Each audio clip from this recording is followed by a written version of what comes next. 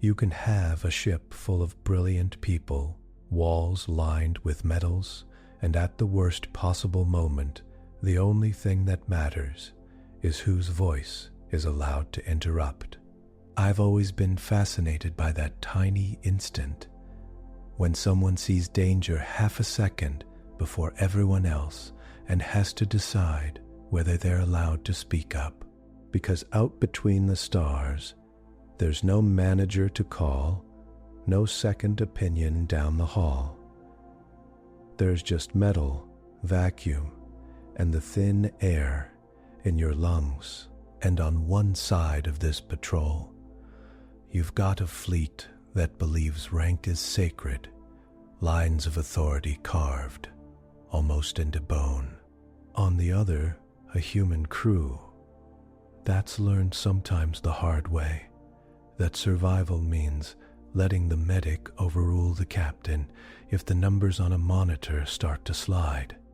So as you settle in and let the day fade a little into the background, imagine this. Two kinds of power, gliding side by side through dark space, one polished and ceremonial, one scuffed and practical. Between them, a corridor of agreed safety that hasn't really been tested yet. In a moment, we'll step onto those ships together. You'll meet High Captain Veyl Noru, wrapped in symbols of rank, and Lieutenant Commander Elise Carver, whose authority lives in her hands rather than on her collar. And you'll see what happens when physics doesn't care about badges, and someone has to be the first to say, "Everybody out." Out in the quiet stretch between stars, two kinds of ships moved side by side. On one side, the Istarian Flagship shone like a long silver temple, all smooth planes and sharp lines, its hull broken by tall fins marked with bright symbols of rank. Every light on its surface seemed to have a strict place, as if even the glow itself had to respect the chain of command. Around it, smaller Istarian frigates kept a tight formation, their positions locked in careful distance and angle like pieces on a careful board. Along the same patrol lane, the human expeditionary ships looked plainer at first glance. Their hulls were dark and workmanlike, broken up by added plates, sensor pods and rescue craft that had clearly been bolted on as needs grew over years. They carried scars of earlier storms and repairs, the kind of patched places that showed use rather than ceremony, yet they held steady in the same star field, engines burning clean, systems humming in quiet readiness. Between them lay the joint patrol corridor, a long stretch of agreed space where both sides promised to watch for danger, to keep trade and travel safe. No planets passed close by here, no bright suns filled the view, just the slow turn of distant nebulae and the laser-fine beacons that marked the lanes. In that soft, dark, human and Istarian crews were meant to share duty, trust, and warning. On the human side, Lieutenant Commander Elise Carver, known to almost everyone as Doc, checked her med team's schedule, her dark hair tied back in a simple knot. She came from a place on Earth where storms came in from the sea, and ships left the harbor, not always sure they would return. She did not care how fancy a ship looked. She cared whether its people would go home. On the Istarian side, High Captain Veyl Noru stood in his command ring, his uniform marked with bright bands that showed his path through years of service. He believed deeply in order, in clear lines of power, in the safety that came from a voice that could decide for many. To him, the symbols on his chest were not just decoration. They were duty made visible. Neither of them knew yet that before this patrol was over. Neither of them knew yet that before this patrol was over. The quiet dark around them would teach both fleets something new about power and about who should speak when lives are held by a thin layer of metal and air. From a steady distance, the joint patrol looked simple. Two groups of ships moving along the same route, keeping the same speed, sharing sensor data across the empty stretch between them. The stars drifted slowly by, a cold and gentle background, yet inside those hulls, the difference between the two fleets showed in every detail. On the Istarian Flagship, the command ring rose above the central spine of the ship, a wide circle lined with stations and elevated walkways. Officers moved there with measured steps, their uniforms layered with sharp collars and bright insignia that caught the light. Every rank carried a specific pattern, every duty a clear mark. Junior officers paused as senior staff passed, drawing themselves straight, hands held in exact positions that their training had fixed in their muscles long ago. Above them, suspended from the curve of the command ring, hung long banners of polished alloy and dark stone, each inlaid with symbols from past campaigns and long service. To Istarian eyes, this space felt safe, steady, grounded in a long history. Every person knew where they stood in the ladder, who answered to whom, who could give which order. It was a world arranged like a careful chart. High Captain Veyl Noru stood at the center on a slightly raised platform that gave him a clear line of sight to every station. The light caught the layered bands on his collar and shoulders, each band showing his progress through years of training cruises, border patrols, and rescue missions. He held his hands behind his back, palms flat, and watched the display lines of both Astarian and human ships. To his side, Strategic Commander Corin Saz tracked the human formation. Saz was slightly shorter than Veyl, with narrow eyes that tended to narrow further when something did not fit his expectations. His uniform was edged with more angular shapes, sign of his role as an advisor on tactical risk and fleet discipline. The human group holds loose spacing again, Saz said, his voice low but firm. Their formation distance varies beyond what we would allow. This lack of tight control is concerning. High Captain. Veyl tilted his head and studied the faint icons that marked the human ships. Their spacing did breathe a little, ships easing slightly closer or farther apart in response to tiny adjustments in thrust and sensor drift. To an Istarian eye, used to crisp formations, it looked almost casual. And yet they remain inside the agreed limits, Veyl replied calmly. Their method is not ours, but it does not yet threaten safety. Saz did not quite agree, but he did not push harder. Instead, he folded his hands and added, their crew logs show informal address as routine, even between ranks. They speak to captains with bare names. Permission to state concern? Granted, Veyl said. This kind of looseness eats at discipline over time, Saz said. In battle, in accident, there must be no doubt who commands. Their informalities suggests weak respect For rank, I question whether they can act as a single will under strain. Across the void, on the human command ship, Captain Mara Hargrove sat in a simple crash chair that could lock tight in an instant if anything went wrong.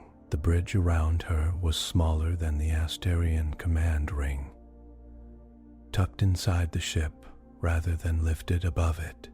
Panels showed sensor data, power flows, course lines, but the room itself felt almost plain. Surfaces carried scuffs from boots, a slightly worn look on grips where hands had grabbed during drills, and real trouble. Her uniform was clean and neat but simple, with rank marks kept small and light. Most of her crew wore similar gear, with only small variations to show specialty. Instead of walking in straight lines, they turned in their seats, pushed off gently from consoles, floated a short distance in the low artificial gravity, then caught the next handhold. It looked easygoing, but under that ease lay long practice. Veyl's people are holding formation like they are on review, Mara said with a small smile, eyes focused on the shared sensor feed. Beautiful formation, I'll give them that. On the med side of the bridge, Lieutenant Commander Elise Carver watched the same feed on a small display, legs folded under the chair, hands resting loosely, shoulders relaxed. Her hair was tied back, a few stray strands drifting slightly in the light gravity. Her uniform, top hung open at the collar, showing skin where an Istarian officer would have had another layer of stiff cloth. I saw tighter formation back in Norfolk Harbor parades, Doc said, voice soft but amused. Usually meant the brass cared more about how things looked than about giving the crews room to move. If a storm rolled in, Mara glanced over at her and lifted an eyebrow. You think they look stiff? Doc gave a mild shrug. They look perfect. Perfect is not always what keeps you alive when something breaks in a way your manual did not expect. Flex buys you seconds. Seconds buy you pulses. Pulses buy you another day to complain about the coffee. The bridge crew nearby chuckled. Low and fond, they were used to Doc's way of turning risk into simple talk. Some of them had known her through wild hours that had not ended this well. To the human crew, the Istarian formality was both impressive and a little strange. The polished armor-like uniforms, the long, sharp banners, the strict movements, all gave a sense of grandeur and control. It looked like the navies from old films, except spun out into space and given alien grace. Some of the younger staff admired it, though they would not have traded their own set of rules for it. Don't underestimate them, Mara added, voice a touch more serious. Those banners and heavy collars, that is a story of ships that made it home, too. Different path, same sea. Doc nodded. I don't underestimate anyone who lives with vacuum right outside the wall. I just like knowing who on each ship gets to say stop when something feels wrong. On the Istarian Flagship, Saz watched a feed of the human bridge and felt a tightness in his chest, the easy posture, the half-unzipped collars. The casual looks between ranks struck him as almost rude. Hi, Captain, he said, unable to quite hold back. Observe, the human medic shares the captain's station with almost equal ease. Her collar is open. Her posture lacks any sign of attention. This is the stance of someone in a market, not on a warship. Veyl studied the image, his dark eyes thoughtful. He did not rush to judge. He saw how the crew glanced toward Doc when the word stop came up, and he stored that detail away. Their habits are very different, he allowed. They set comfort where we set ceremony. But they have crossed wild space and lived.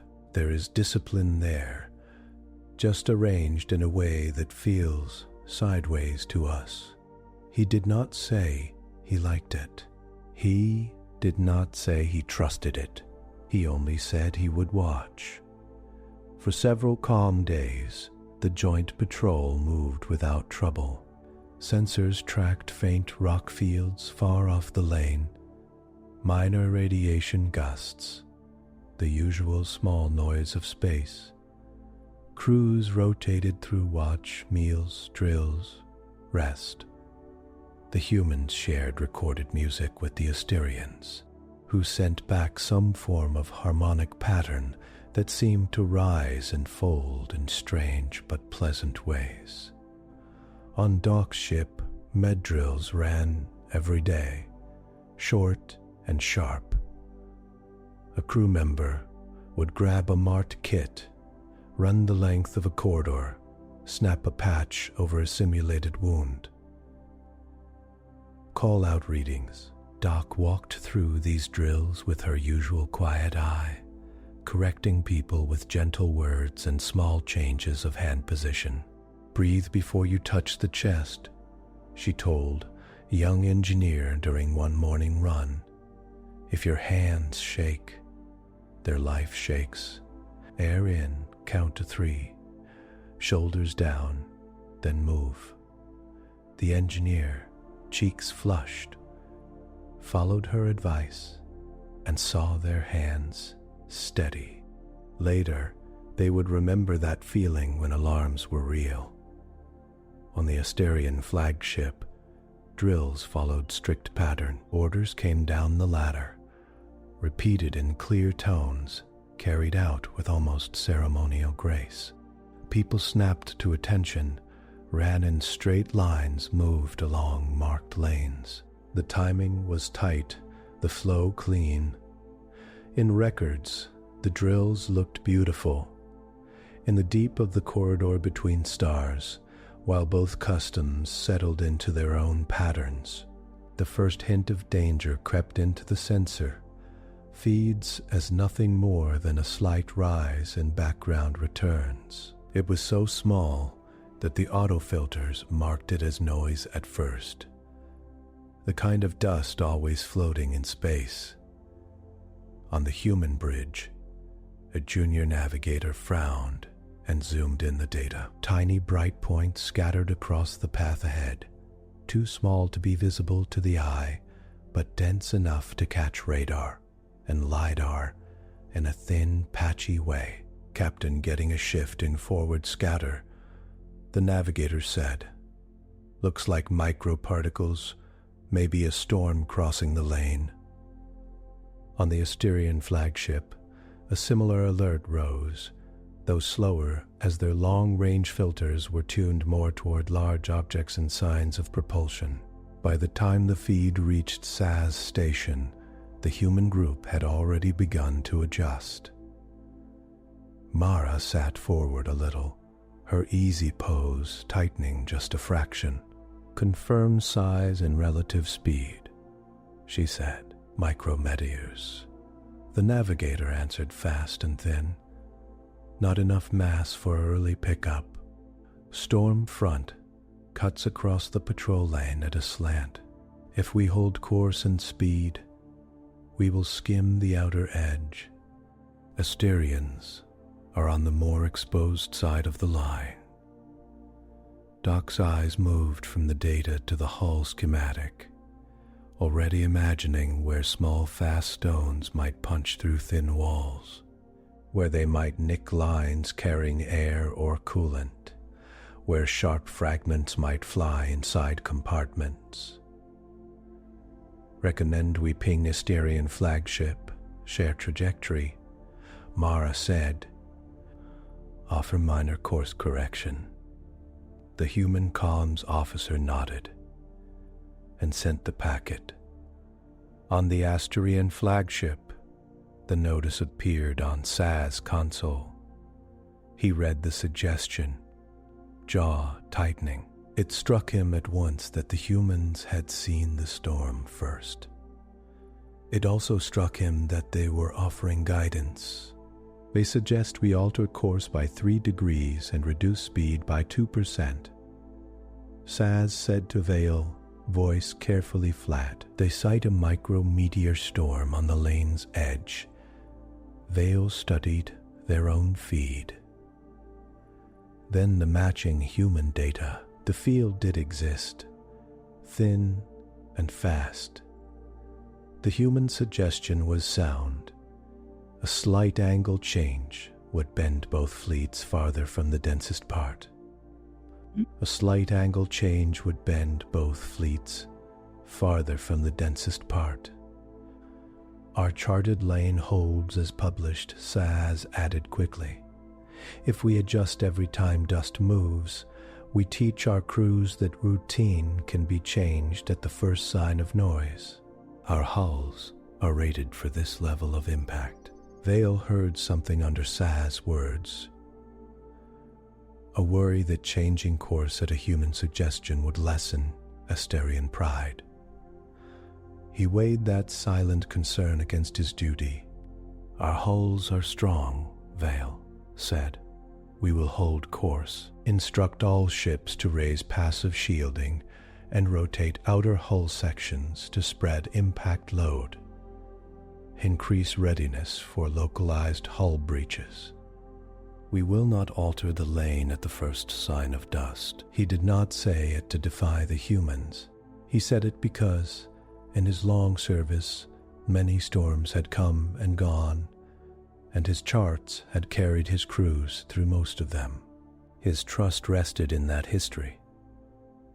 Saz felt a small lift inside. Order sent, he replied, satisfaction hidden under formal tone. The human reply came back a moment later. Mara acknowledged the choice without argument. Her group, however, did nudge their course that 3 degrees and drop that 2%, moving just slightly deeper into the safer zone. Doc watched the updated map, mind running simple numbers. We'll take lighter hits if any get through, she said softly. Mara nodded. We warned. They chose. Now we stand by. The storm arrived as a soundless shift in sensor lines, then as faint patters felt through the hull. Micro-meteors, small as grains and pebbles, raced past at incredible speeds, and paired, most bouncing off fields and plates, some glancing away, a few punching through thin points like needles driven through skin. On both fleets, crews felt the slight tremors and waited for the all-clear. On most ships, nothing more dramatic happened than a few amber alerts in outer sections. On one Istarian frigate, however, the thin odds lined up in an unlucky way. A cluster of particles just a bit denser than the models had predicted sliced across the frigate's midsection. A few slipped through the shielding gap around a maintenance bay, striking a coolant loop and a low traffic compartment wall almost at the same moment. Inside, 2 crew members were floating near a set of panels, hands busy with routine checks. They did not have time to register more than a streak of light and a sharp taste of metal in the air before emergency seals crashed down on both sides. On the flagship's command ring, Saz's station flared with new alerts. Impact on Frigate 12, he called. Reading hull breach in section D7 and coolant leak in adjacent passageway. Internal SEALs have deployed. Damage control teams are en route. SOAR teams en route. Status of crew. Veyl asked at once. 2 life signs in the sealed compartment. Readings unstable came the answer from medical tracking. Atmosphere pressure dropping slowly. Coolant vapor present at rising levels. On the human bridge, a matching alert appeared through the shared patrol channel. Doc's eyes fixed on the coolant levels and pressure drop graphs. She had seen that pattern before, in ship after ship, storm after storm. Mara, she said quietly, they have a trapped compartment with coolant and slow leak. If the line bursts further, they will be breathing poison, not air. Mara's jaw clenched. Send offer to assist, she said. Our boarding team is closest. We can be there in minutes. Within heartbeats, the human group sent a structured message. Boarding support, medical support, structural analysis, ready to respond. They did not demand. They offered. On the Istarian Flagship, Saz read it and felt his shoulders stiffen. They offer boarding and medical assistance, he said. Hi, Captain. We have our own teams on the frigate. Allowing humans to enter the ship in a state of damage will expose our weaknesses. Veyl stared at the live feed of the frigate's internal readings. 2 lives hung in a compartment slowly filling with thin vapor that would burn lungs and eyes, ruin blood, shut organs down without mercy. He heard in his mind the years of training that told him Istarian ships must meet their own crises.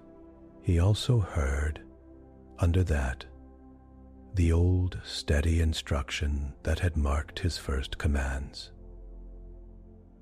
Protect your people. Time to get our own med team suited and across, Veyl asked. 7 minutes to ready and cross, Saz answered. Maybe 9 to enter the sealed section depending on hull checks. Human estimate, Veyl asked the shared channel officer. 3 minutes to dock, 2 to breach the internal seal with portable shield, 1 to move the crew, came the quick reply. Veyl closed his eyes just for a count of 2. When he opened them, his decision was clear. Authorize human boarding and medical intervention in section D7 of Frigate 12, he said, voice level. Our teams will support and observe. Make it clear they act under my authority. Saz's lips pressed into a thin line, but he obeyed. The orders moved across the dark between the ships. On the human bridge, Mara turned to Doc. You heard him, she said. You are lead medic on this. Take Jones, Armin, and Kaito. Boarding team will clear your path. You have full stop authority on anything that gets in the way of saving those 2 lives. Doc pushed out of her seat in one smooth motion, every trace of lazy posture dropping away. Her body moved with calm speed, not rushed, but focused. She clipped her medkit to her harness, checked the seals on her suit, and signaled her team. All right, she said, voice steady and plain. We are going into someone else's house in their bad moment. Respect their rules, but remember ours. Air and pulse win every argument. If I say everybody out, I mean it. Move. As they headed toward the boarding bay, the patrol corridor outside stayed peaceful and silent, stars unchanged. Inside the ships, though, old habits were about to collide with a medic who had long ago learned that in the tightest moments, badges matter less than breathing. The boarding bay hummed with low, controlled activity as Doc and her team suited up. This part of the human ship smelled faintly of metal, sealant, and the clean, sharp bite of recycled air pushed hard. The floor plates under their boots had extra grip, worn smooth in some spots by countless launches and returns. Lieutenant Kaito checked the clamps on the portable shield generator, a squat device that looked like an oversized pack but could throw a solid barrier across a ruptured opening. A man ran a hand over the handles of the modular stretcher, making sure every joint locked tight. Jones secured an extra oxygen rig to Doc's harness without needing a word. They had done this kind of run enough times that each person knew their part and how it fit with the others. Doc's suit sealed with a soft hiss around her neck.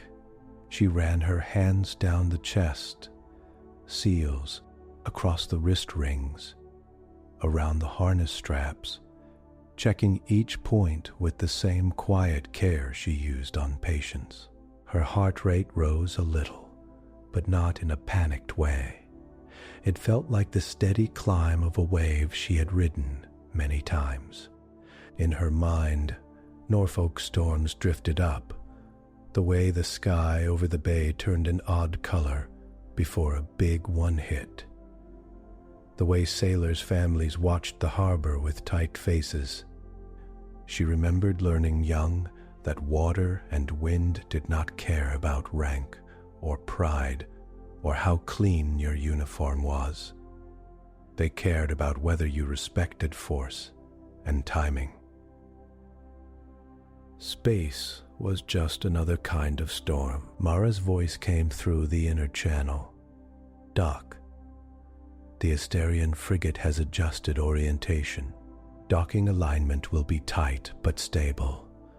You will be entering near the damaged section, but not directly on it. You have clear command on all medical calls. Istarian damage control will meet you at the hatch. Expect formality. Doc gave a small nod, though Mara could not see it. Copy, she said. We go in calm. When we step onto their deck, no sudden moves. We show them we know what we are doing. The docking clamps locked with a deep, dull sound that shook the bay. The far door cycled through pressure, equalization, then slid open, revealing the inner airlock of the Istarian frigate. The difference in design hit Doc at once. The Istarian corridor beyond the hatch was taller and narrower than human halls, with ribs of polished metal running along the walls and ceiling. Light shone in even strips, with a cool, almost blue tone. Lines of rank symbols were set on plates at regular intervals, and the floor surface was smooth with thin inlays that marked positions for feet during formal movements. Waiting near the inner seal stood 3 Istarian figures in hard suits, marked with clean stripes. Their helmets were clear, showing sharp, angular faces with high cheekbones and wide, dark eyes. At the front stood Strategic Commander Corin Sass, his bearing straight as a pole, jaw set in a tight band of control. Doc stepped through first, boots making a soft sound on the Istarian floor. She kept her hands visible, palms open, kit held low. Behind her, Jones, Armin, and Kaito. followed in a stable line, the portable shield unit humming faintly on Kaito's back. High Captain Veyl Noru has granted temporary access to your team for this emergency, Saz said, his voice clipped but clear. You will remain within the marked zones and follow all security directions. Doc met his gaze head-on, her own expression neutral but focused. Understood, Commander Saz, she said. We are here to keep your people breathing and your ship from losing more air than it can spare. I will need clear, direct paths and full honesty on system status. Saz's eyes flicked over her small, rank marks, the lack of heavy decoration. To his trained sense, she did not look like someone who should be speaking in that tone, yet he remembered Veyl's order and the live feed of those slowly failing life signs. Section D7 is sealed, he said. There is structural damage along the outer wall and a compromise in a coolant line. Our internal sensors show decreasing pressure, rising toxin levels, and unstable temperature. We have not opened the seal due to risk of wider breach. Doc's internal map built itself piece by piece as he spoke. Sealed compartment, pressure dropping, coolant fumes, unknown structural risk. 2 lives inside, probably conscious at first. Maybe not now.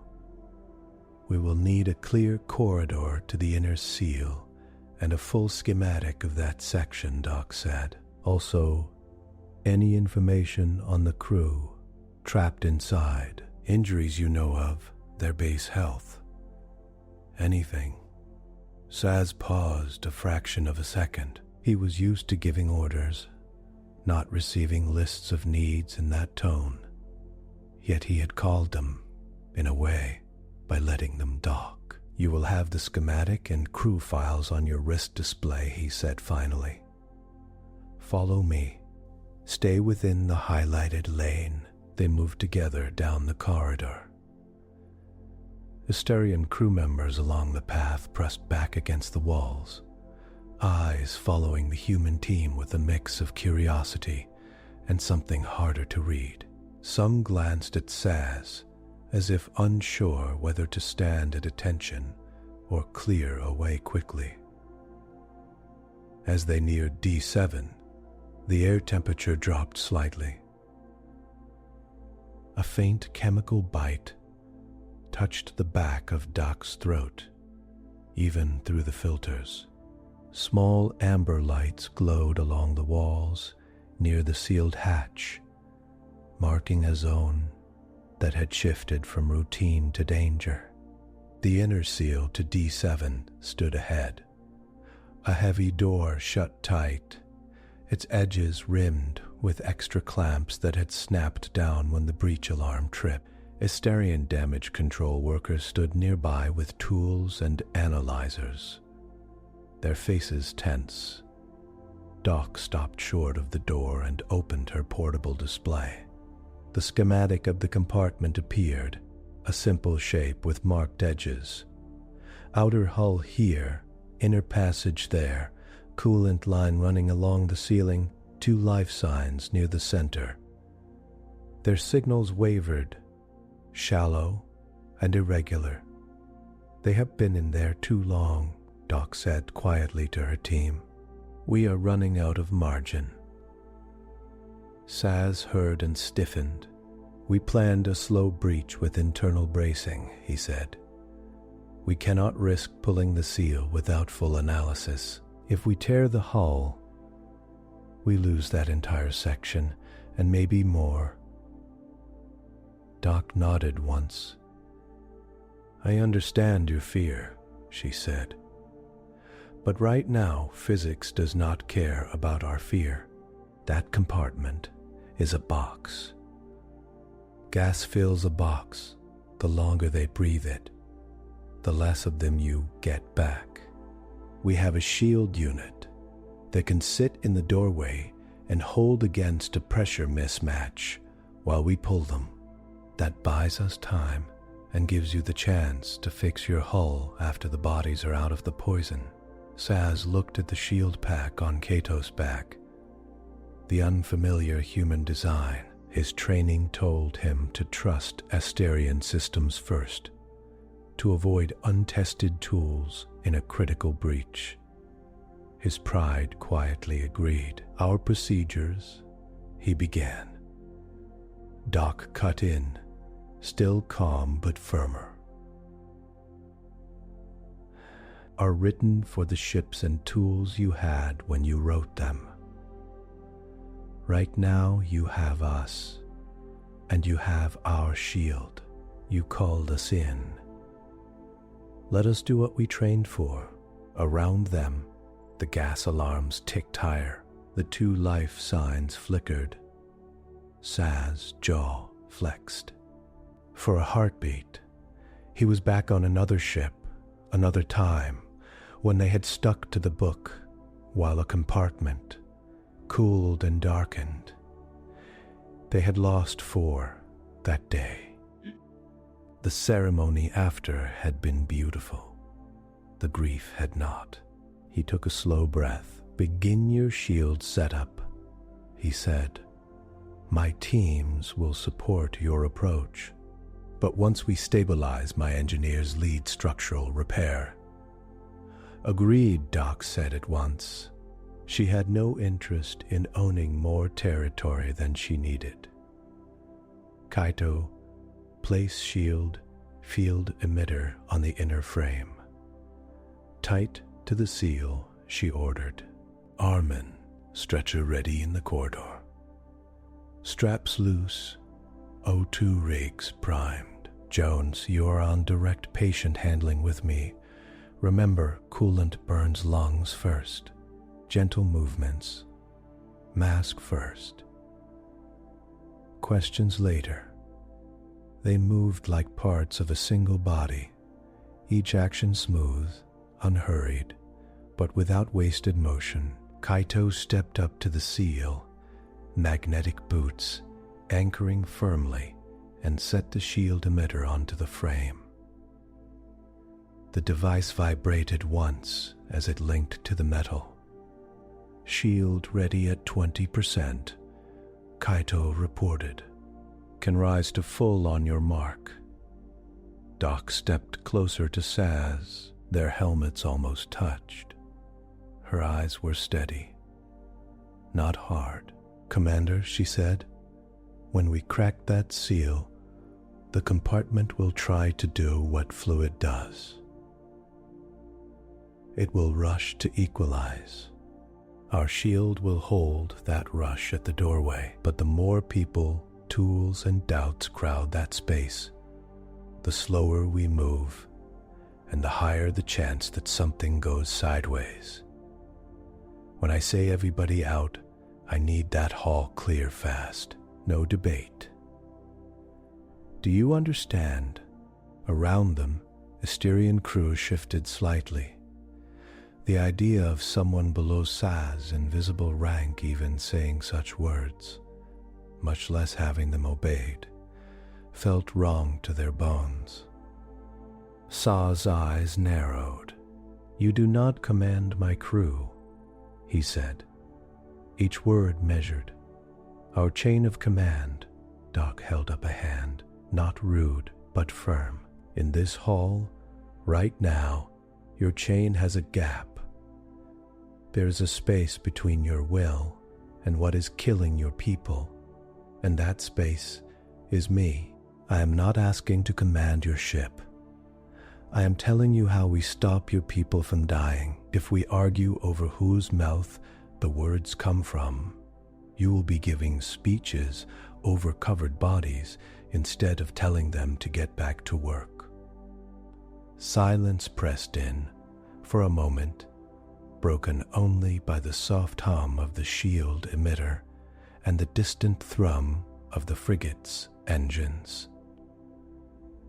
Saz thought of High Captain Veyl's order. Act, he thought of the 2 lives on his screen, their names and service records already loaded in his system, their families back on worlds that trusted him. When he spoke, his voice had changed, just a little. In this emergency, he said, "Your medical decision stands. When you say clear, my crew will clear. You will not abuse this permission." Doc's shoulders eased a fraction. "I will not," she said. "Thank you." She turned to Kaito. "Bring shield to full." The air around the doorway shimmered as the field rose, invisible but strong, locking into the frame like a second door made of energy. The readings on Doc's display showed a stable barrier, ready to catch any rush. "Istarian control, release seal clamps on my mark," she said. 3, 2, 1. Mark. The heavy door bolts retracted with a heavy internal thump. Slowly, the panel began to move outward. At once, gas and air surged forward, slamming against the human shield with a push strong enough to register in Kaito's boots. The field held, its readout spiking, then leveling beyond the barrier. Through the slight distortion of the field, Doc could see into the compartment. The light was dull and blue-white, dimmed by the coolant haze. 2 Istarian crew members floated limp near the center, their limbs loose, drifting slightly in the disturbed air. Small shards of metal hung here and there, frozen in place. Now that the rush had hit the shield, "Everybody out," Doc said, her voice suddenly carrying a weight that filled the hall. For a heartbeat, Istarian crew froze. Then Saz's voice cut in, sharp and loud. "All non-essential personnel clear the corridor," he barked. "By authority of High Captain Veyl, Noru, and Emergency Medical Command, move." The words cracked whatever hesitation remained.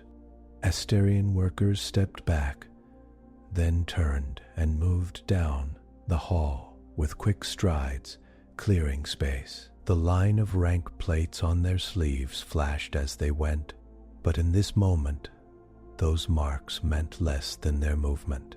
Within seconds, only Doc's team, Saz, and 2 Istarian medtechs stayed near the door. "You two, back another 5 meters," Doc told the techs, her hand pointing without shaking. "You will be our relay. Saz, stay far enough that if the hull shudders, you are not the one who gets hit by a stray bolt of metal. I need a commander alive out here." Saz hesitated only a moment before stepping back. He had given her this space. Now he would honor that choice. Doc tapped Kato's arm. "Drop shield enough for us to slip in and out, but hold main pressure line. Make it a door we can pass with a bit of push." Kato adjusted the controls, shaping the field. A slight opening formed low and close to the frame, just wide enough for a suited person to pass with some force. "Jones with me," Doc said. "Armin, have that stretcher flush against a field, ready to grab." She took a breath, counted 3 beats in her head, then pushed through the shaped gap. The field tingled across her suit, pressing against her chest and shoulders like a strong wind. She rose through it into the compartment. Inside D7, the air tasted thick and sharp even through her filters. Her display showed pressure lower than standard but not yet disastrous. But the toxic levels were climbing, and the oxygen percentage had dropped below what a body could handle for long. The first trapped crew member floated closest, their skin a dull gray under the uneven light, their eyelids fluttering. Doc grabbed a rail with one hand to steady herself and reached for the crew member's collar with the other, pulling their face gently toward her. "Jones, get that mask on," she said. Jones slipped through the field behind her, moving with the ease of someone who had done zeroed rescues many times. He snapped an oxygen mask over the crew member's face, locked it to the suit interface, and checked the seal with a firm press. Doc placed 2 gloved fingers against the side of the crew member's neck, feeling through the suit layer. The pulse was fast but still there, thin but fighting. "Still with us," she said. "We have a chance. Armin, take them." They guided the limp body toward the opening in the field. On the other side, Armin and the Istarian techs grabbed carefully, easing the crew member through and onto the stretcher. The portable monitor lit up with readings that shifted as fresh oxygen hit tired lungs. Doc turned at once toward the second figure. This one was closer to the outer wall, near a spray of frozen coolant crystals that hung like a strange sculpture. Their limbs were more slack, head tilted back in a way that set off alarms in Doc's training. "Jones, mask ready," she said as she pushed off the rail and glided over. The second crew member's face had taken on a darker shade, lips edged with a faint blue. Doc hooked an arm under their shoulders, bringing them upright as much as free fall out. Jones snapped the second mask on and hit the manual flow boost. Doc listened to the faint sounds through the contact of her gloved hand on their chest. There was a breath, but it came unevenly, with little strength. "Come on," she muttered, more to the lungs than to the person. "You are not done with your watch yet." Carefully, they brought the second crew member back toward the field.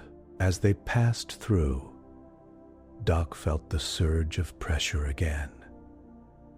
The way air wanted to move, the way the barrier pushed back. For a brief instant, the shield strained at its limit, then settled as Kaito adjusted. Once both Istarian crew members lay on the stretchers in the hall, Doc took a step back, eyes scanning them from head to toe. Their suits had tiny punctures sealed by auto-gel, thin cuts on exposed skin, where micro-fragments had grazed them before the alarm. Their breathing remained labored, but improved with each passing moment of clean. "Seal the compartment," Doc said, turning back to the open doorway. "They are out.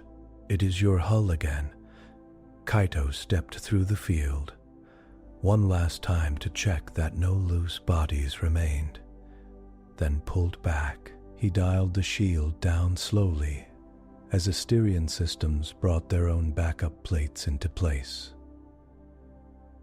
The heavy door slid shut again, this time with all clamps resetting. Only when the readings showed no further gas leak did Doc let her shoulders loosen. Her heart rate, which had stayed only mildly raised through the whole action, began to drop.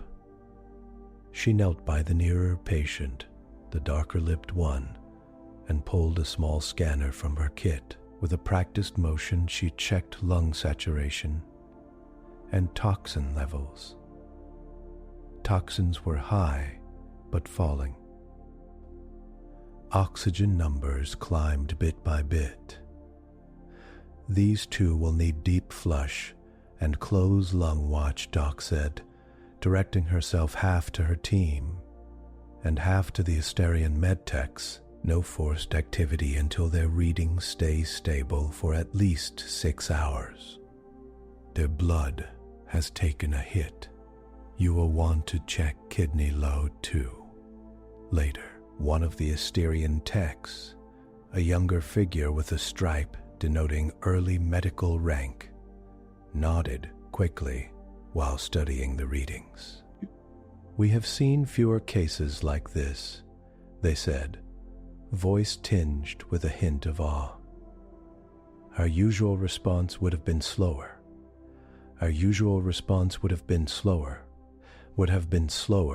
We might have waited for full hull data. "Waiting is kind when you have time," Doc said. "Right now, you did not have time. Your captain made that call." Saz stepped forward, his eyes on the 2 recovering crew members. There was a tightness at the corners of his mouth, something like anger, but it was not directed at the humans. "You gave an order to clear this corridor," he said to Doc. "My crew obeyed. It went against our habits. And yet, it worked." Doc looked up at him, still kneeling. "When a compartment turns bad," she said softly, "it does not care about habits. The air does not stop to ask for permission from rank marks. It just moves.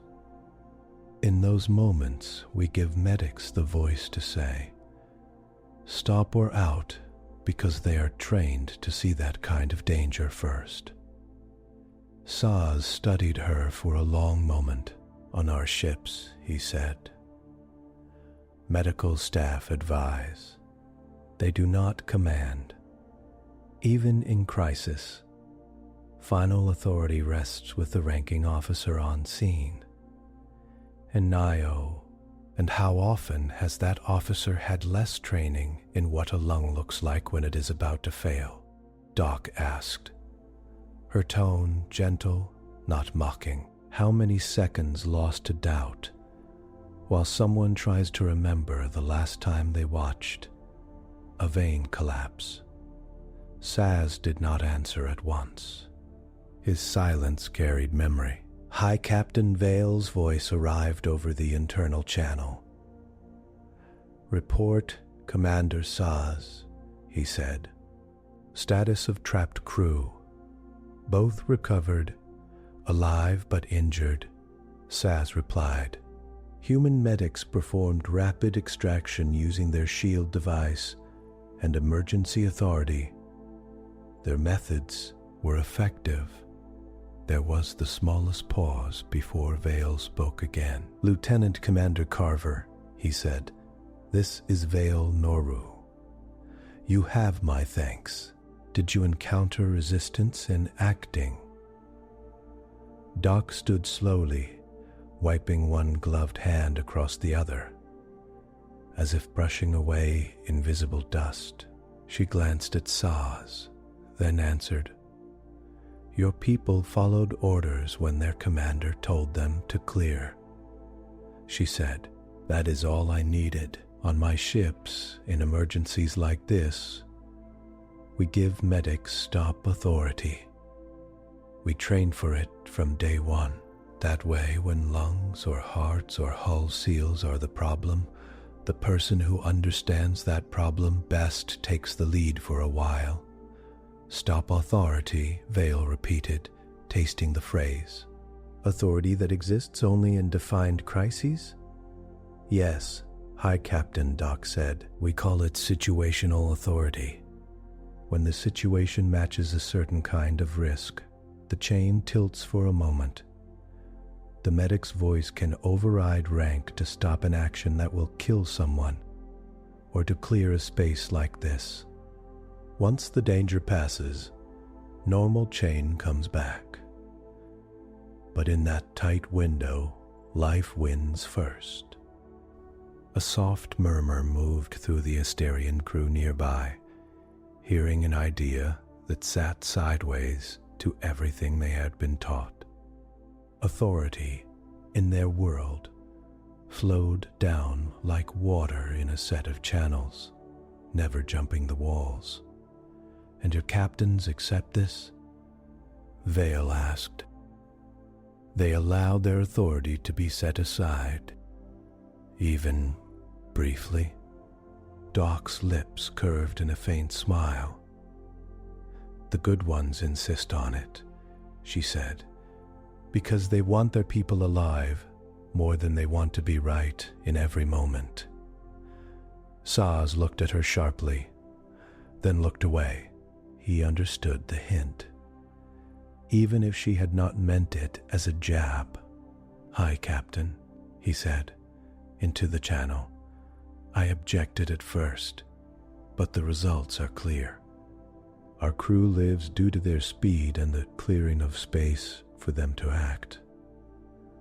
Our own procedures would have been slower." On the flagship, Veyl stood very still, hand resting lightly on the rail of his command platform. He could picture the hall outside D7, the human medic standing there with simple rank marks, and yet holding the room in that moment. He could hear the strange idea of authority that could appear and vanish based on crisis. "This will be part of our debrief," Veyl said at last. "For now, Lieutenant Commander Carver, continue care for the injured as needed. My med staff will observe your methods and assist." "Aye, High Captain," Doc said. "We will do what we came for. Then we will get out of your way." She knelt again beside the stretchers, adjusting oxygen flow, checking for hidden injuries. Her movements had lost none of their focus, even now that the main danger had passed. To her, the crisis did not end when the dramatic part was over. It ended when blood work numbers looked good, and the quiet signs of bodies settling back toward balance showed up on monitors. Saz stood nearby. Watching closely, he saw how she spoke to his injured crew, even while they lay half-conscious, telling them where they were, what had happened, what she was doing. He saw how her team moved around her, never needing loud instructions, shifting roles as needed. At some point, he realized his hands were no longer clasped tightly behind his back. They hung a little freer at his sides. Later, after the patients had been moved to Istarian med bays, and the corridor outside D7 sealed off for repair, Doc and her team walked back through the docking corridor toward their own ship. The stiffness in Istarian's stares had softened slightly. It was not warm, not yet. But the look in their eyes carried a new shade of respect, edged with uneasy curiosity. Near the hatch, Saz stepped up beside Doc. He cleared his throat, a human habit he had picked up from long contact. "This stop authority," he said, his voice quieter now, meant for her more than for any recorders. "Do your medics ever misuse it? Do they ever call everybody out when it is not needed?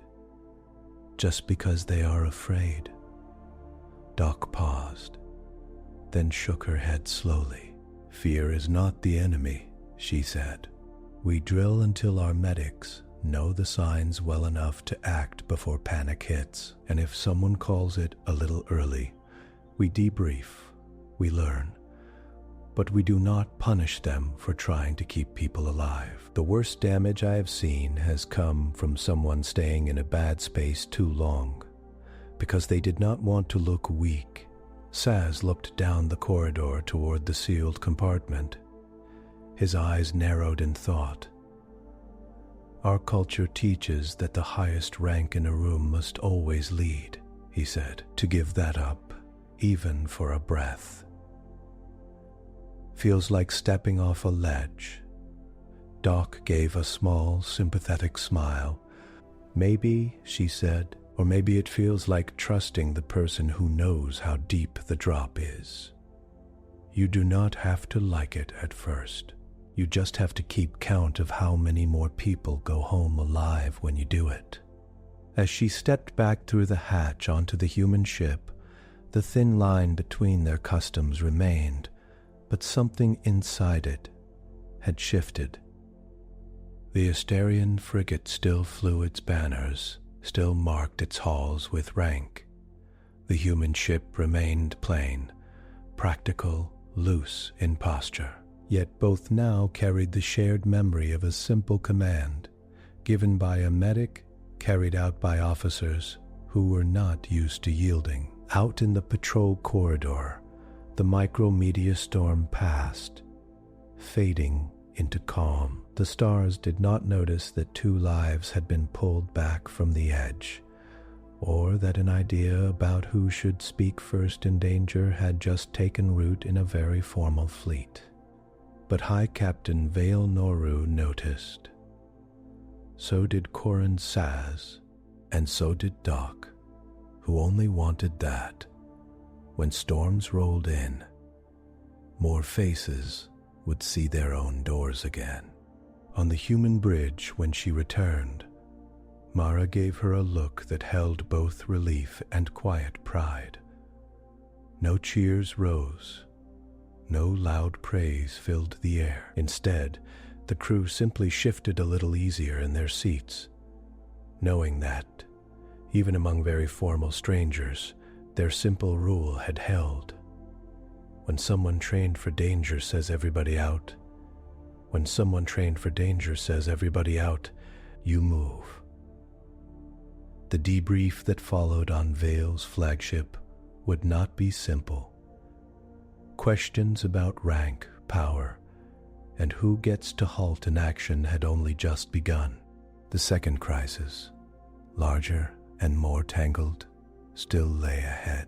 But in the calm after this first storm, the joint patrol drifted on through the dark, carrying with it the early shape of a new kind of command. The days after the D7 rescue slid by in a steady rhythm. Repairs on the Istarian frigate moved forward with quiet determination. New plates went over the damaged section, lines were checked and double-checked, and the sealed hull took on the careful look of a place that had tasted danger and survived. On the human side, life settled back into drills, routine checks, and the small jokes that kept people sane. Astarian eyes watched human medics with a little more attention when they crossed paths. In shared comms sessions, human officers in turn studied Astarian formations with more respect, seeing not just stiffness but a deep will to hold the line. High Captain Veyl Noru carried the memory of the D7 corridor with him like a thin stone in his pocket. In quiet moments on his command ring, he found his mind returning to the way Corin Saz had repeated a human medic's order, how his crew had cleared a hall on words that did not come from their own ladder of rank. It had gone against years of training, and yet 2 of his people breathed because of it. He did not speak of this often. Instead, he watched. When a joint training session was scheduled, Veyl agreed to let Lieutenant Commander Elise Carver serve as medical liaison on his flagship's bridge, partly as a sign of good faith, partly because he wanted to see her at work up close. He told himself this was simply wise leadership. Still, something in him also felt simple curiosity.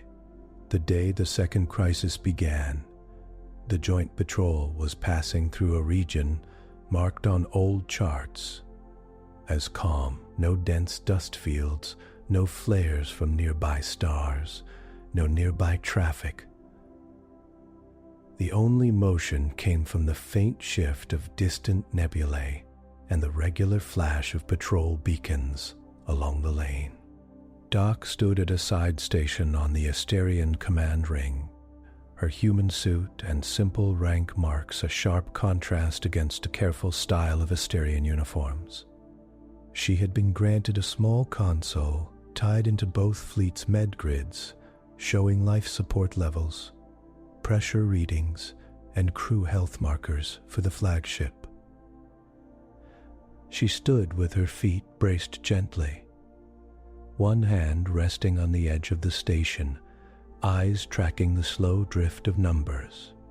To her left, an Istarian med officer named Talar Voss shared the station. Talar's uniform bore symbols of medical rank that looked more like small, pointed leaves than bars. Their face was calm, with a kind of careful curiosity that Doc had come to expect from good med staff, no matter the species.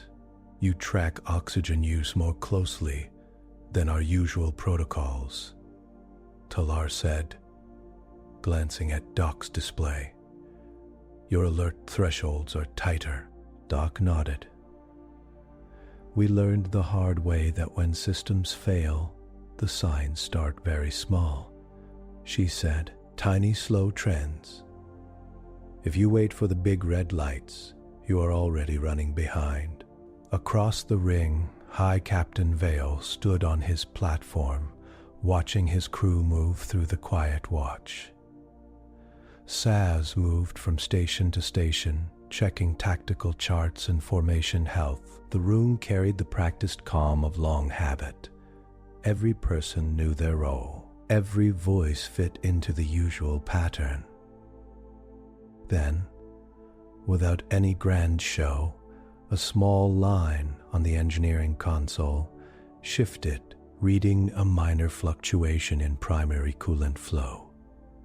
The engineering officer said, "Tone smooth, big red lights," Tala repeated, filing away the phrase.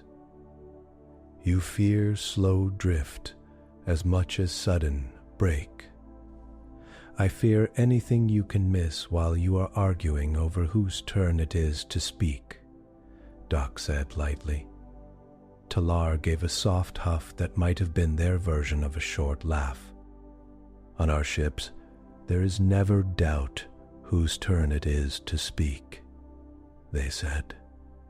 Sometimes that is comfort. Sometimes it is heavy. Level is within acceptable range, but the drop is non-standard. Initiating automatic compensation. Source? Saz asked. Unclear. The engineer replied. Hit or external trigger recorded. Could be a valve misalignment or sensor drift. Doc's eyes moved at once to her own copy of the system's feed. Coolant flow sat like the blood of the ship, carrying heat away from reactors, away from deep circuits, away from life support cores. A steady line meant comfort. A line that faltered even slightly meant a change worth watching. She saw the first dip, then the slow return toward normal. On its own, it might have been nothing. A ship was full of tiny wobbles, but a minute later, the line dipped again. Coolant flow shows repeat variations, Talar said. More sharply now, pattern suggests forming instability rather than single fault. I recommend sensor recalibration and manual inspection. Saz's head turned. Our systems show auto-stabilization engaged, he said. Let the protocols do their work. We will not overreact to minor drift. Doc said nothing yet. She let her eyes follow the numbers, noting not only the downward dips, but the rhythm between them. It was like listening to a patient's breathing change in very small ways. the pauses between breaths growing just slightly longer. Veyl leaned toward the engineering station. "Verify manual readout from secondary sensors," he ordered. "I want confirmation this is not only a bad data feed." "Aye, High Captain," the engineer replied. For a brief span, the room settled again. Then the engineer's voice cut through tighter now. "Secondary sensors confirm flow irregularity," they said. "Auto-stabilization is compensating, but the amplitude of variation is increasing. We may have a forming blockage or micro-leak in the main loop. Impact on life support